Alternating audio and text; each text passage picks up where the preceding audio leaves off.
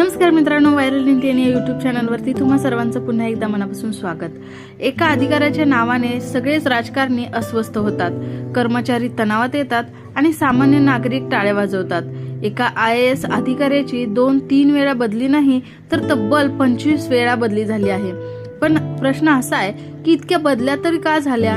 प्रामाणिकपणाची किंमत की कठोर स्वभावाची शिक्षा? तर चला मग जाणून घेऊया महाराष्ट्रातील सर्वाधिक चर्चेत असलेल्या IAS अधिकाऱ्यांपैकी एक असणारे तुकाराम मुंढे यांच्याबद्दल। विदर्भातील एका सामान्य शेतकरी कुटुंबातून आलेले मुलगा UPSC मध्ये यश मिळवतो। 2005च्या बॅचला IAS अधिकारी बनतो, पण त्याची खरी ओळख परीक्षा पास केल्याने नाही तर नियम मोडणाऱ्यांवर कारवाई केल्याने होते। नांदेड, सोलापूर, जालना, नवी मुंबई, नाशिक, नागपूर प्रत्येक ठिकाणी त्यांची कार्यपद्धती जवळपास सारखीच होती। बेकायदेशीर बांधकामावर कारवाई, महसूल आणि कर वसुलीवर भर, कार्यालयात वेळेची शिस्त, भ्रष्टाचाराच्या विरोधात कठोर भूमिका। नाशिकमध्ये तर कर वसुली आणि शिस्तीच्या निर्णयामुळे ते चर्चेत आले। नवी मुंबईत अनधिकृत बांधकामे आणि प्रशासनातील शिस्तीवर भर दिला।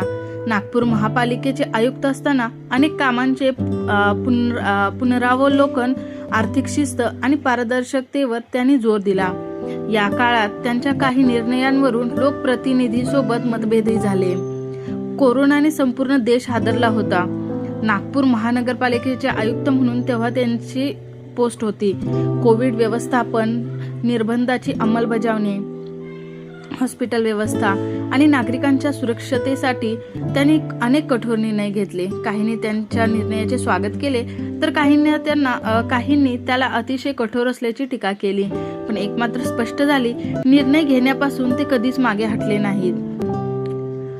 आता 25 बदल्या हा योगायोग आहे की नक्की किंमत? तर महाराष्ट्रात फार कमी अधिकाऱ्यांच्या इतक्या वारंवार बदल्या झाल्या आहेत। त्यांच्या समर्थकांचं म्हणणं आहे ते तडजोड नाही करत, तर टीकाकरणांचं म्हणणं आहे ते समन्वय साधण्यात कमी पडतात। सत्य कदाचित या दोन्ही टोकांच्या मध्ये असेल, कारण प्रशासनात नियम आणि संवाद दोन्ही तितकेच महत्त्वाचे असतात।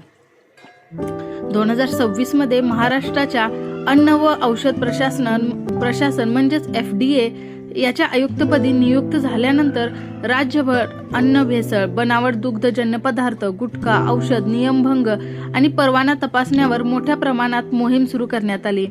याच काळात काही व्यावसायिक संस्था आणि अधिकाऱ्यांकडून त्याच्या कारवाईच्या प्रसिद्धीवर प्रश्नही उपस्थित झाले, तर समर्थकांनी ती सार्वजनिक आरोग्याच्या हिताची असल्याचे असं म्हटलं। त्यांच्या प्रत्येक निर्णयाशी सर्वजण सहमत असतीलच असं नाही, पण त्यांच्या कारकिर्दीने काही महत्त्वाचे प्रश्न उपस्थित केले। नियम सर्वांसाठी समान असावेत का? प्रामाणिक अधिकारी टिकू शकतो का? प्रशासनात कडकपणा जास्त महत्त्वाचा की समन्वय? हे प्रश्न आजही तितकेच महत्त्वाचे आहे।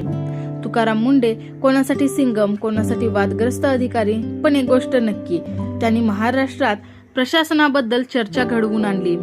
तुमच्या मते अधिकारी नियमांसाठी ओळखला जावा की सर्वांना खुश ठेवण्यासाठी? हे तुमचं मत कमेंटमध्ये नक्की लिहा। तर तुम्हाला हा व्हिडिओ कसा वाटला हे देखील कमेंटमध्ये सांगा। तसंच चॅनलला सबस्क्राईब केलं नसेल तर प्लीज चॅनलला सबस्क्राईब देखील करा।